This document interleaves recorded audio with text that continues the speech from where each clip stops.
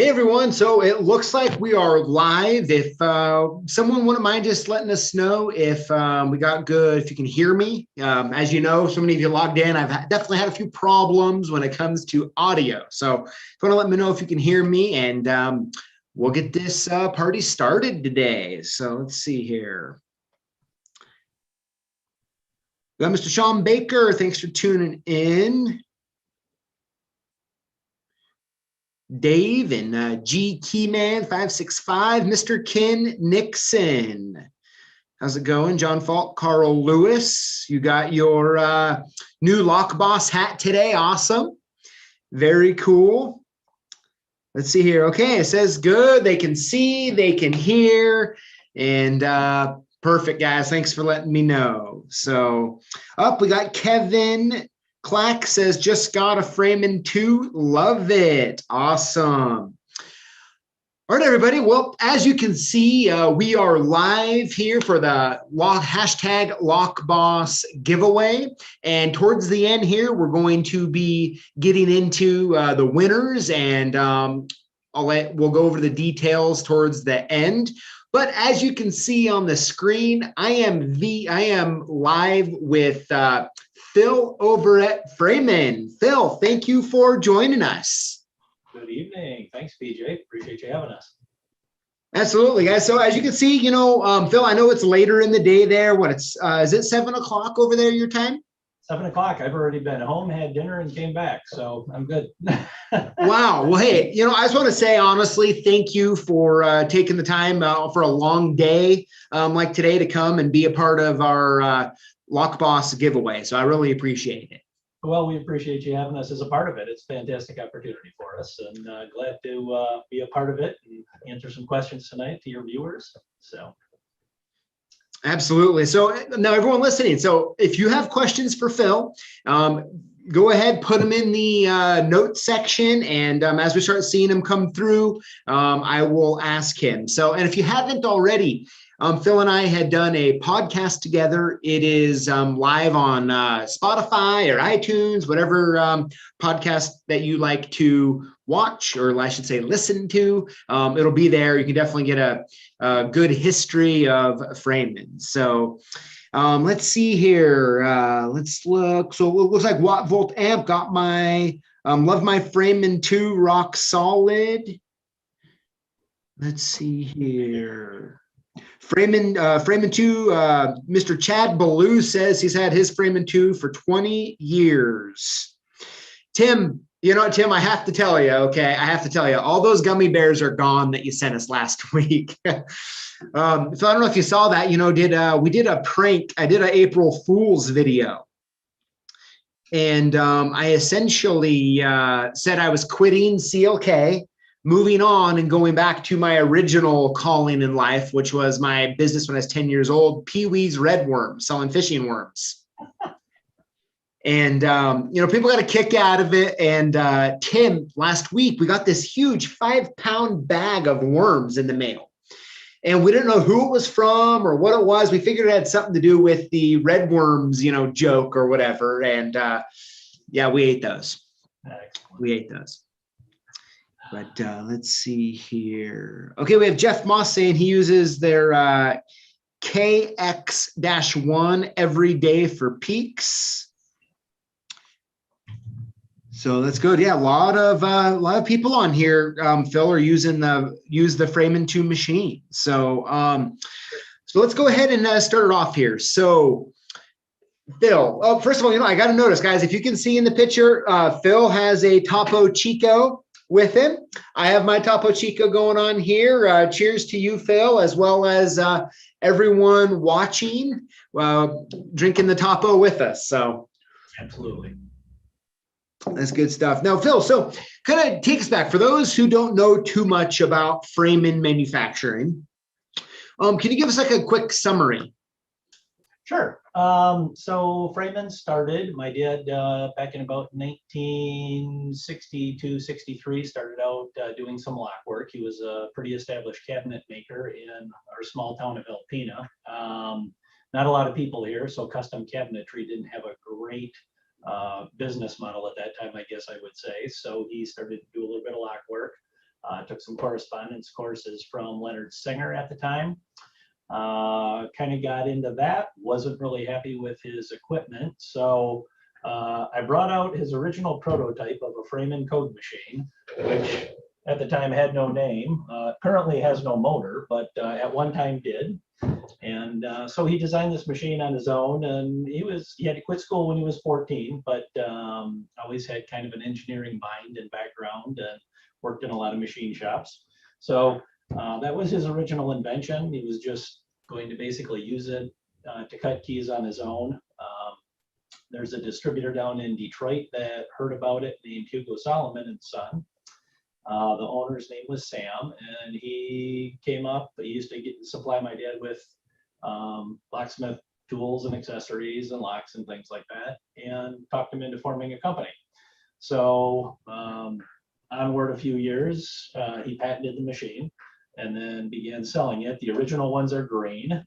We've had a couple of color changes over the years, and then just continued to keep designing machines. I think in '82, he designed a tubular machine. 1986, it was a flat steel key duplicator. Today, we've got 13 different models of machines. This is today's version of a number 2. You might notice it's got a little bit longer handle on it. One of the models that we make is for prison keys, detention keys. This is called the 2J. So just a little bit of a modification on a number 2. Over the years, of course, we've gotten into software, generic code. We also make some locksmith tools. We kind of one-offed a few of the A1 tools when they went out of business. We've always made some different locksmith tools and things like that. And then a few years ago, we bought Blue Dog Keys. Liam Gribben passed away. He was the owner of Blue Dog, and kind of sat doing nothing for about 6 months. I got a hold of the family, and we picked up that business. So things are busy here, in addition to running a full-time locksmith shop. So we've got 7 employees. Everybody except for our one machinist that works for Framon also waits on customers, rekeys locks, cuts keys, automatic doors, steel doors. We weld frames here. So there's a lot going on in the building for 6 or 7 people to keep up with. Absolutely. I mean, what a cool history. And on top of that, I mean, I wonder, like, when your dad first made that machine, do you think he at all ever thought that it would turn into what it is in today? Really, like, probably the biggest legend of a key machine in the entire industry.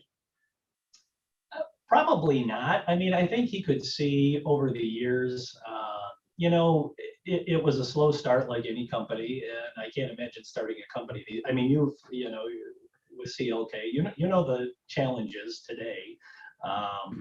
Starting any company is difficult. Might have been a little bit easier back then. You didn't have the crazy insurance things and all the stuff you run into these days, and the startup costs, but it was still not easy. Then he got into teaching a little bit in the mid 80s with Bill Reed. There was more design of the machines. We were getting into more models. I think you could kind of see that there was some potential to kind of grow the business. But my dad was also, in his 60s at the time. And so he was kind of looking at the tail end of things, in the early 90s. And, I came on board in 92. We've really been fortunate. The locksmith industry has been a good one for us. We've really tried to continue on. My dad was always a big customer service guy. Anybody that ever talked to my dad, I don't think there was too many people that didn't like him. He spent months on the road every year doing free education. Never got, he obviously sold some product, but spent 26 weekends a year doing free classes for locksmiths with Bill Reed, Hank Spicer, and so things like that come around. And I'm a firm believer in karma. So. Mm-hmm. Absolutely. Now, so you joined Framon in 1992, you said? Full time, yes. I mean, I've been claiming since I was 5, but yeah, full time on 92. And I'm curious, kind of growing up, did you anticipate that you would be with Framon with your entire life? No, I wanted to be a engineer and move up to Alaska. That was my plan. So, but I really, at that time when I was young, I don't think I really fully understood what an engineer did. And my dad was really pushing me to be an engineer because I was good at math. A couple of years into school, I knew that wasn't what I wanted to do. So I wound up switching over to business, took a few years of business courses, and, came back here, and, we've grown the business pretty consistently every year. So. Absolutely. And do you, by chance, have any other family members at all at Framon? Yeah, absolutely. So I have a brother and a sister. My brother Mike, real name is Frank, but since my dad was Frank, he goes by Mike. But Mike is the one that puts most of the key machines together. Well, did up until about a year ago. We've got a new, we hired a young man named Anthony Berg about a year and a half, 2 years ago. He is doing a lot of the machine assembly now. Great with his hands, great mechanical mind. So that's kind of one of our crew here. And then my sister retired about a year and a half ago. Her name was Ann. She did the books and all the finance for the company. And then my brother's son, Andrew, is our bookkeeper these days and does a lot of the Blue Dog order picking and things like that. So.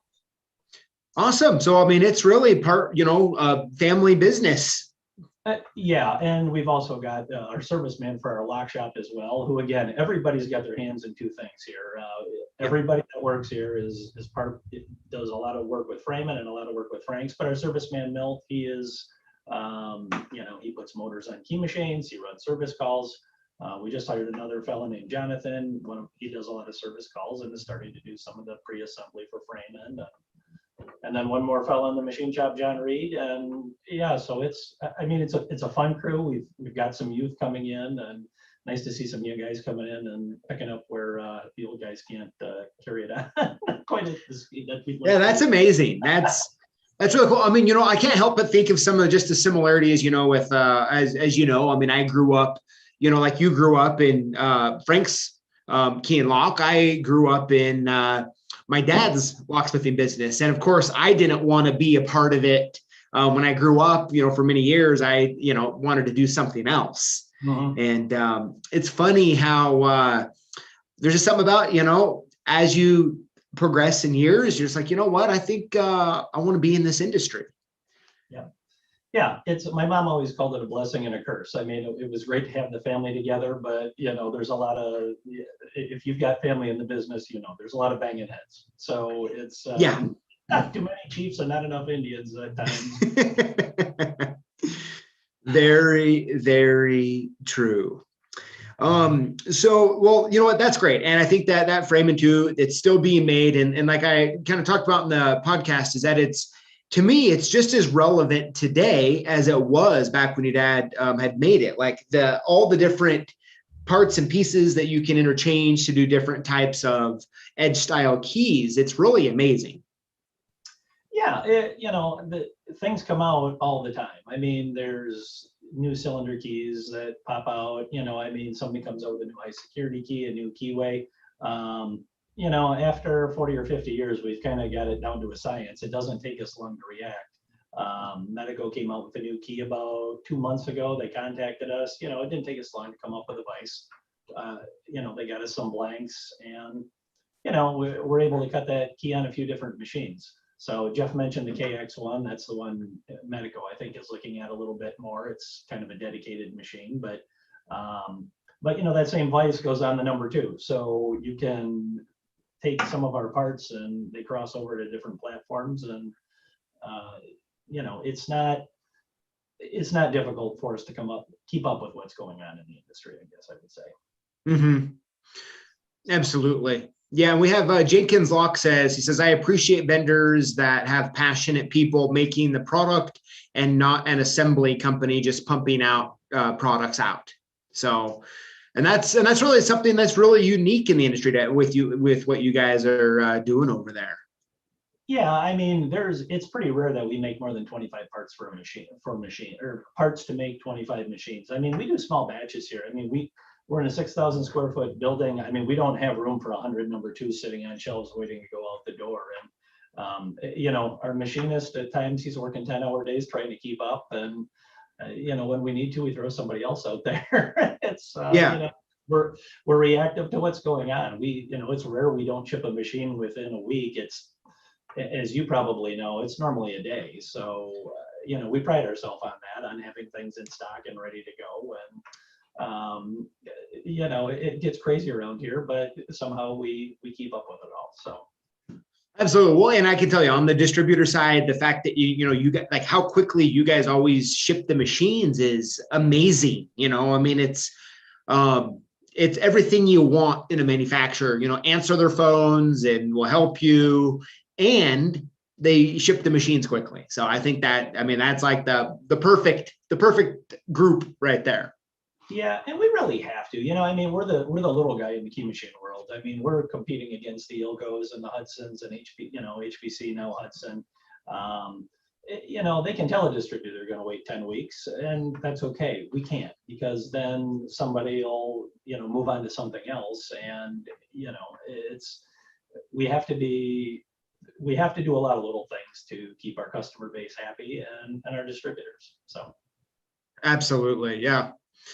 So I want to switch gears a little bit and talk about generic code.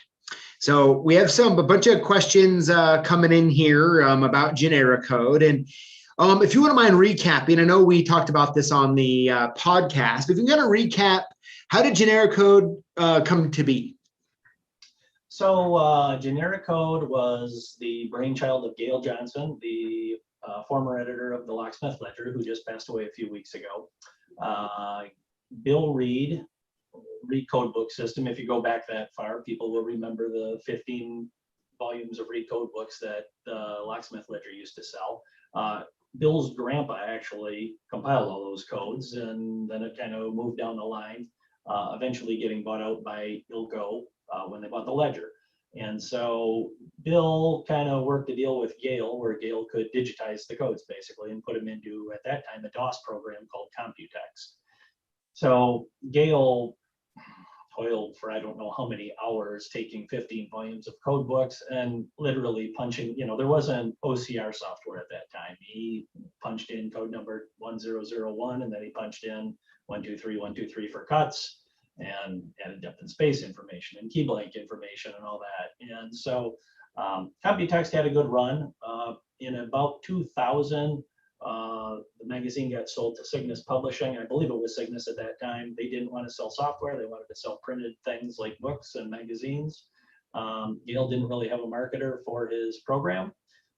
We had known Gail for a lot of years. My dad and he were good friends, and we offered to market the program. And so on a handshake, we did that for 21 years. And about a year and a half ago, Gail was starting to run into some health problems. And so we did a buyout. And so we're in the middle of that with his family right now. But, Framon, for the most part, by the contract, we completely own the codes and the code system.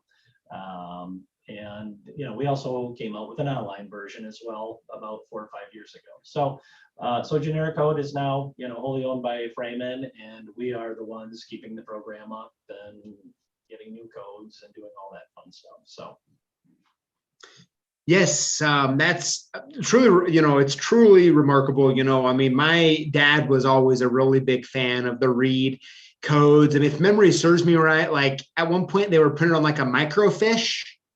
Yep. And I think up until recently, we finally got him to get rid of the microfiche.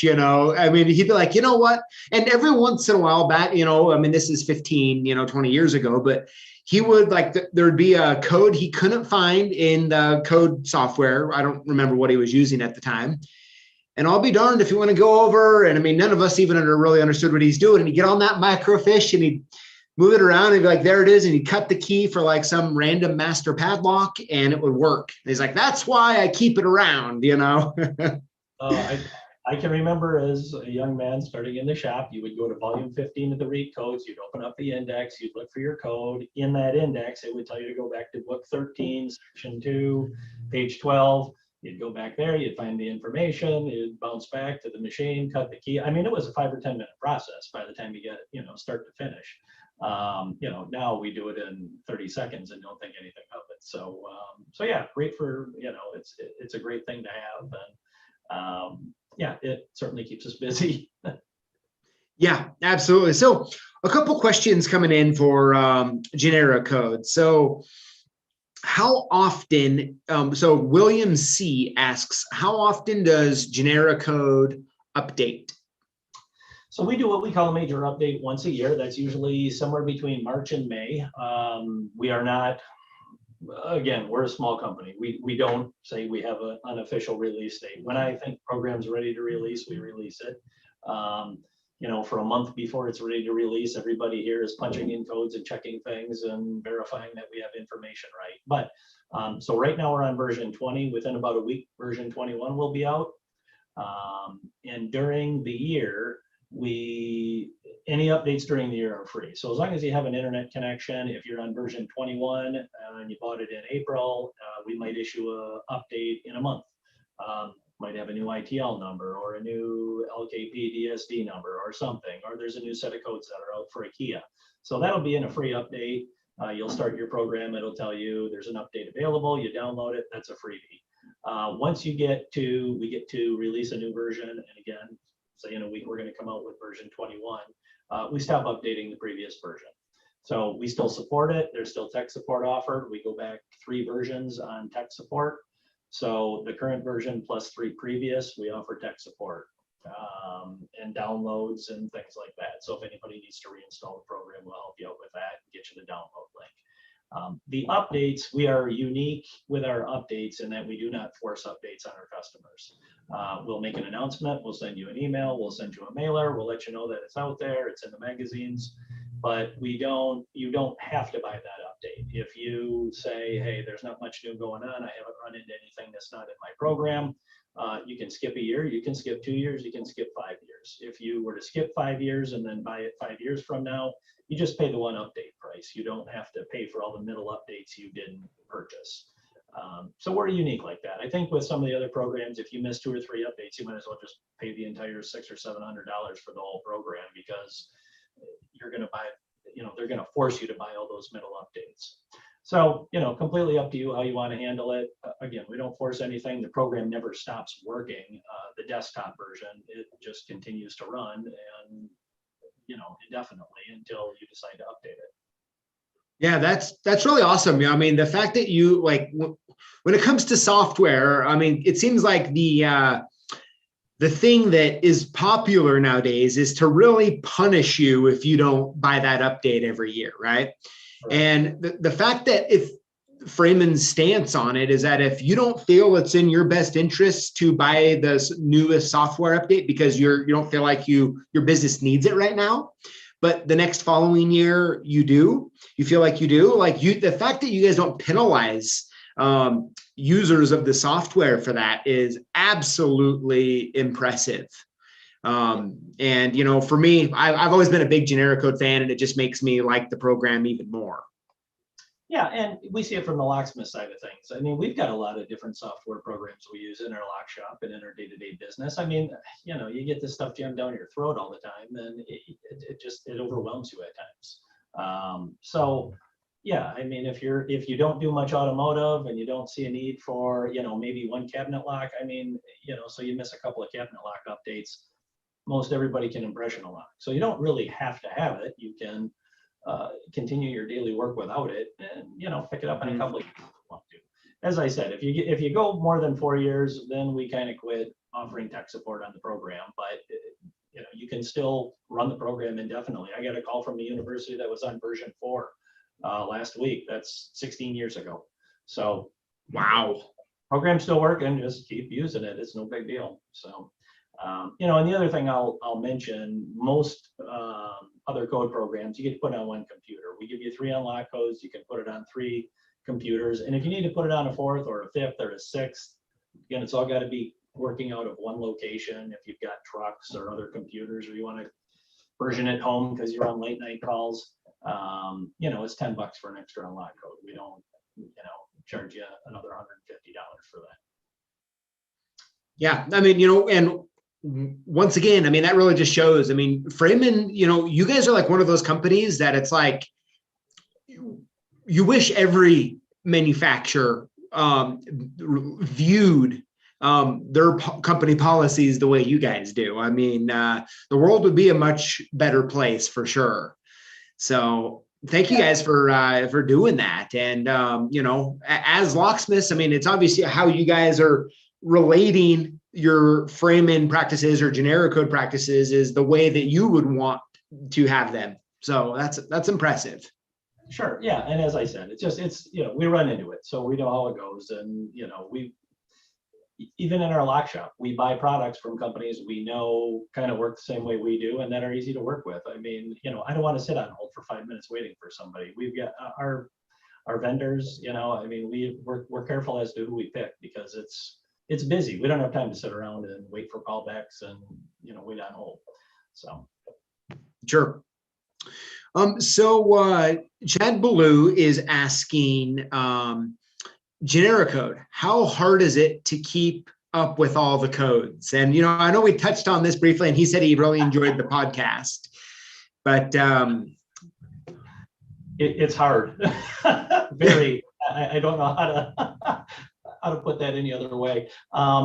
Because so many companies do so many different things. So Chad, I don't know if you do automotive or if you are more of a residential commercial guy. Yeah, Kia and Hyundai, they are like my best friends. 6 months before the Kia Stinger hit the streets, I had the codes. The new Santa Cruz coming out, we had those a month ago. You know, they give us plenty of time. They tell us the key codes, the key number, this, that, everything we need to put in the program 6 months ahead of time. Other manufacturers, one of the big three in particular, they feel unless you're buying a key machine through their supplier, there's no sense in giving anybody a code. So they strictly shoot their codes down the pipeline of the key machines that they supply to their dealerships. And if you're not one of those people, then you don't get codes. We still get the codes. You know, once they're in a machine, I mean, we've got friends all around the industry. And I mean, we literally paid a guy a month and a half ago to sit there and extract all the P codes out of a computerized code machine. So we had the bidding list. I mean, it was a week's worth of work for him and it was expensive for us, but we have them. You know, Subaru has done the same thing. They don't release codes. Master Padlock quit releasing codes. You know, it makes a locksmith's life more difficult. It makes the end user's life more difficult. So some companies you really have to appreciate, like Kia and Hyundai, but you know, others are just they're going to be difficult, and that's the way it is. And I'm not going to change the way they do business. So it's a lot of time, it's a lot of work, and you know, we fight that battle every single day. yeah. Yeah, I mean, I can only imagine. I mean, it seems like as time goes on, it actually seems to get worse, right? With how many random codes that are popping up and manufacturers changing, and I mean, it's quite the project. Yeah, it's a complete hassle. It's I think I said this last week, it's our Mount Everest. I mean, it's the biggest job we have here. Yeah, absolutely. Here, let me go through the comments. There's a lot of them here. National. All good, I hope. Oh, yes. Yeah. I mean, Willard says he likes Framon because it's American made and family owned. So Keith says he just ordered a Framon 2. Excellent. And let's see here. Chad Blue says he does both automotive and commercial, who asked that question. So he does automotive, residential, and commercial. He says, so Locks NY is asking, what about Subaru's unpublished code series? That is going to be a slow process, I hate to tell you. So we have a Google Sheets spreadsheet that we have started. And if you would like to be part of that, just shoot me an email, phil@framon.com. If you have a Gmail account, it works best. We will share that spreadsheet with you, and you can submit new codes to us anytime you want. Because if you run into a lock that you have, there's 8,000 codes. We have about, I'd say 400 or 500 of them. I don't know that we have 500 of them, but the only way we've gotten them is from some dealerships and some locksmiths that send them in. There's a couple guys that every time they hit a Subaru and decode it, they always send me the cuts, which really, you know, we really appreciate it. There's just there's no other way to get this stuff. I can't talk Subaru into changing the way they do things. Mhm. Until Framon grows about 400 times the size that it is now. So I don't think that's going to happen. So I doubt Subaru is going to change the way they do things. So, you know, the 90,000 code series, the high security one, that one I looked at today, we've got about 3 dozen out of 10,000. So it's, you know, that's going to go on and on and on until somebody at Subaru thinks it's a good idea. They want the customer going back to the dealership and getting the keys from them, and that's just, you're not going to change that mentality until there's a law against it. I don't think. Okay. Yeah, it looks like Locksmithing says he has a pile of them saved by then now. Bring them, yeah, send them in if you can. Yeah, Locksmithing, come on, you know, you can contribute to generic code. Yep, absolutely. Yeah, there's a ton of, I mean, we get every day or two, you know, 2, 3, 4 emails I get, and sometimes it's just a single bidding, but you know, it still helps any little bit. So yeah, absolutely. Well, yeah, anyone listening to want to send those in, you know, Phil at framon.com. It says, he says, what does he say here? He says, yeah, if we could all share a Google Docs, he would build it quick. Yeah, and we announced that a long time ago, and I probably haven't made it well known yet. But yeah, I mean, just give me your email address. I'll put you on the list. You can view them. I do prefer to put them in myself, so you can view what we have. If you get something new, just shoot it to my email. We put them in both 1 deep and 4 deep, just because I think they come out of their program. With a 1 is the deep cut and a 4 is a shallow. We normally flip those in the program. Okay. Yeah, absolutely. I'm just putting in your email into the chat notes here. There we go. Okay, I put it in there. And yeah, it looks like Chad Ballou says that he'll be sending in his, he has one, he'll be sending in to you and Locksmithing. So yeah, that's great. Hopefully we can help build that up a little bit. We have another question by George Blair that's asking about Ford internal groove Sidewinder codes yet. So we have the codes. Those are the new P codes. Those will be coming out in the next generic code, which, as I said, is in about a week. We always put Laser Key Products information in our program, so they just got that DSD done a few weeks ago. So that should all be out here pretty quick with version 21. Ford Ranger. I think the Ranger is the one using that new code series. Okay. And then there's also Ford also came out last year or the year before with a couple others, the 30,000 series, which have been in the program for a year now. Okay. And, you know, and by the way, it says, Jeff Moss says, Phil, you have my email. I do. But so I have a quick question about this as we're talking. So if you have generic code online, do you update that once a year as well? Or is that just a constant update as you get them entered into the database?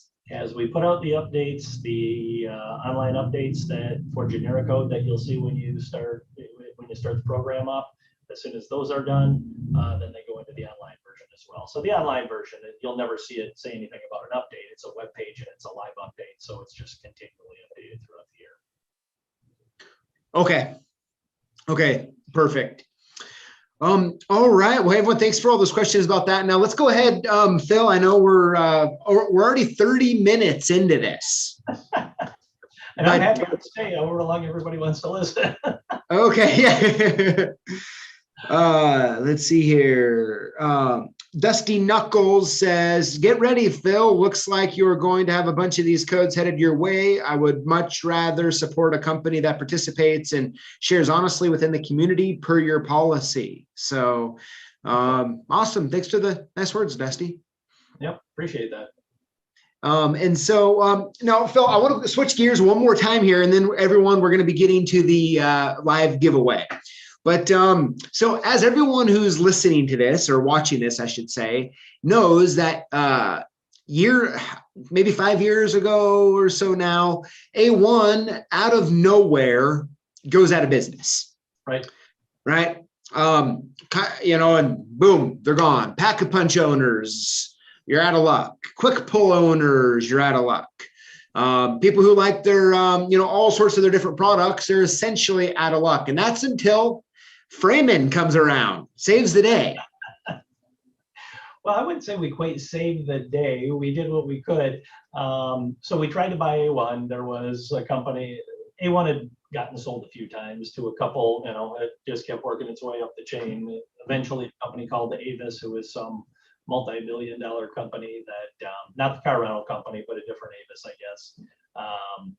We made several calls about buying the assets of A1 or buying the name or buying what was left. And I was just basically told it's all going in the garbage. It's not worth messing with. And they threw it in the dumpster and locked the doors and away they went. So we knew we had shared a rep at one time with A1 and I knew a couple of the guys there, the great crew at A1. But we've been in touch with one of them and he's kind of guided us a little bit in terms of, producing some of the tools. We have not gone full line on A1 or anything like that, but probably the most important one, I guess, from our lock shop standpoint are the quick pull blades. If you've got an A1 quick pull for either Quickset or Schlage, these blades wear, they break, a lot of different things happen to them. So we did come out with those. And again, we have both tools here, so we know they work. So we came out with quick pull blades. I think CLK's got those in stock. Yep. We also came out with a capping block similar to theirs. It's not exactly like it. Theirs had 150 spacing on one side and 140 on the other. We kind of opted out of the 140. I know there's still Peaks people out there. We use Peaks in our lock shop. But this one's just a 150. It's got a single staking tool and a ejector pin on the bottom instead of the 140 spacing. We've got a channel where you can eject the pins out of the cores. After we came out with that, this wasn't an A1 tool, but somebody suggested we come out with a 7-pin staking tool.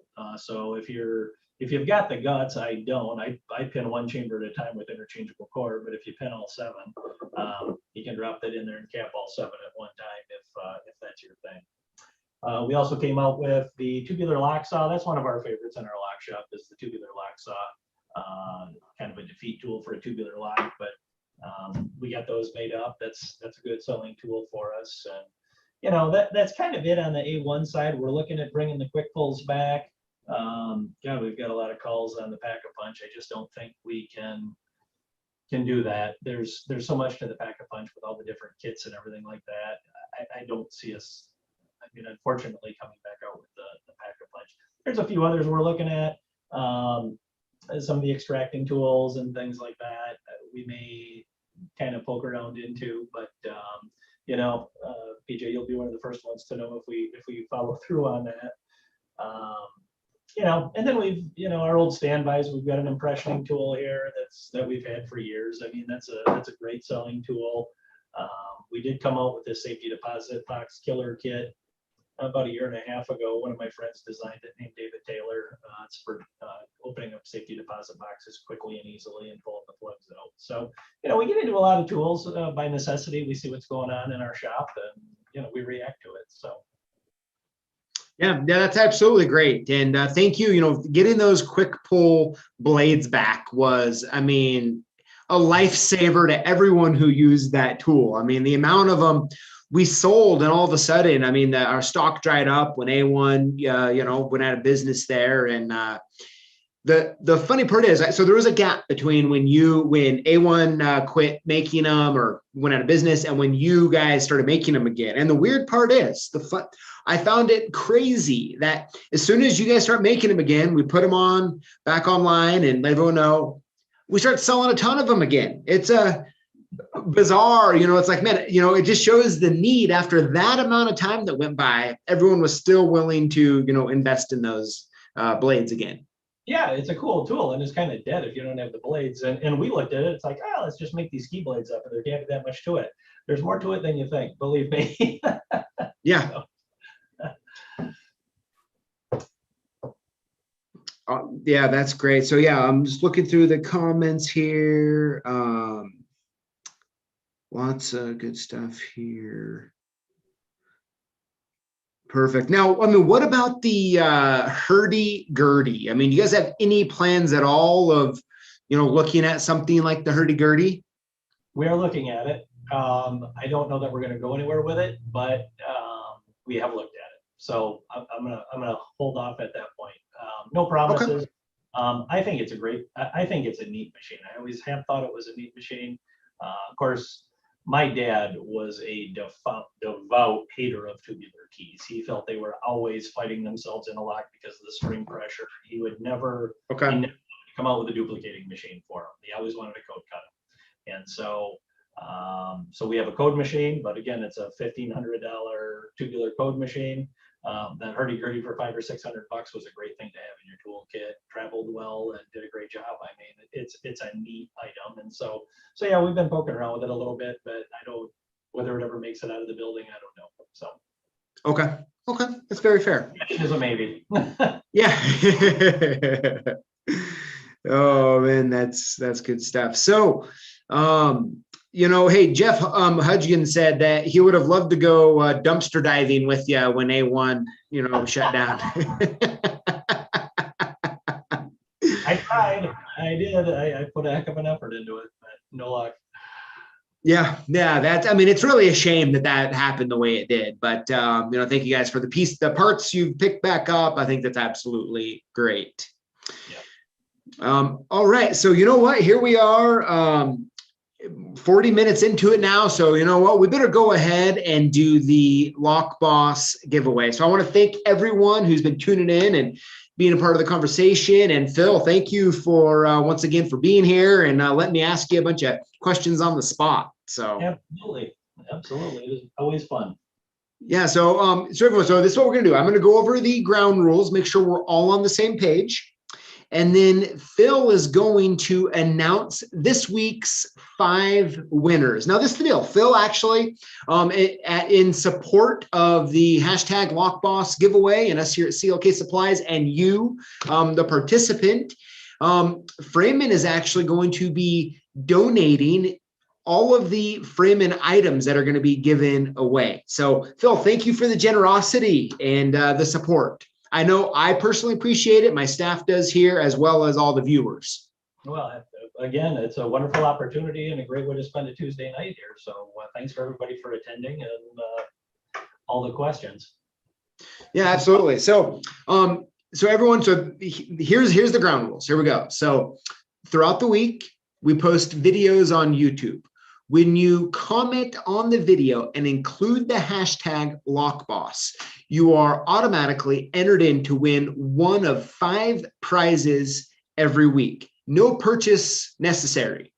Now, this is how it works. So every week is its standalone contest. So the contest runs from Monday through Sunday, and we announce the winners here live on YouTube every Tuesday. Now, if your YouTube name is one of the names called, is what you need to do is send us an email at sales@clksupplies.com or call us at 800-848-6989. We'll make sure we have your shipping address correct, and we're going to hook you guys up. So, and Framon is going to be hooking you guys up this week as well. So it's going to be really, really fun. So without further ado, Phil, let me go ahead and get a drum roll going, and I'll let you announce the winner number 1. Okay, so are we working our way up or working our way down? Either way, we'll start at number 1. We'll go up to number 5, and then we'll put them all in a hat, and we'll draw one of the winners tonight. Oh, okay. All right. Perfect. Okay. Okay. So let's see here. Winner number 1 is Steve Jobs. Steve Jobs. Congratulations, Steve. You know, I think Steve has won here before, but awesome, Steve. Congratulations. Make sure you send us that email. So here we go. Winner number 2 is Tom Cason. Tom Cason. How do you spell that last name? Cason. Tom Cason. Congratulations, Tom. Awesome. Here we go. Winner number 3 is Rook Knight. Rook Knight. Congratulations. Very cool. Winner number 4 is Cameron Miller. Cameron Miller, congratulations. Very cool. And here we go. Last but not least, winner number 5 of this week's hashtag Lockboss giveaway is Smith Lock Locksmithing. Smith Locksmithing. Yes. Very cool. Well, congratulations. So those are the 5 winners this week. Make sure you email us in at sales@clksupplies.com or call us 800-848-6989. Now, what we're going to do here is we're going to, Phil put all of the names, all the 5 winners into a hat, and we're going to draw live one of the winners. And the winner who Phil draws is going to be getting 1 year free of Genera Code online. And they're going to be getting their 2 plug holders as well as their impressioning tool. So how cool is that? I'm really excited for this. So Phil, if you want to draw the winner of those items there. Let's see, that one is Smith Lock Locksmithing. Smith Locksmithing, awesome. Congratulations, very cool. So everyone, thank you for tuning in and being a part of this. Congrats to all of the winners. It looks like Connor just in the notes just put the email address and phone number to make sure you guys hit us up. Phil, they all love you on here. They're telling you, they're saying you're number 1. You're number 1. So I appreciate that. Thanks everybody for coming out. I love the format, PJ. It's fantastic. So always, anytime you need somebody to fill bedtime, I'm available. So awesome. Well, I absolutely love having you on and doing the podcast. And tomorrow we're releasing a first of many Framon 2 videos and talking about the versatility of it and just how relevant it is today. So really appreciate you coming on. So, and everyone, you are going to be seeing a new podcast drop today with Keyline USA. So make sure you listen to that. Phil, once again, thank you for tuning in. Everyone who's tuning in right now, thank you as well. And we'll see you in the videos this week, and we'll see you live next. So everyone have a great evening. Be safe out there. And Phil, you know what? I think we're finally going to let you go home. So not a problem at all. Thank you very much, PJ. Awesome. Thanks, Phil.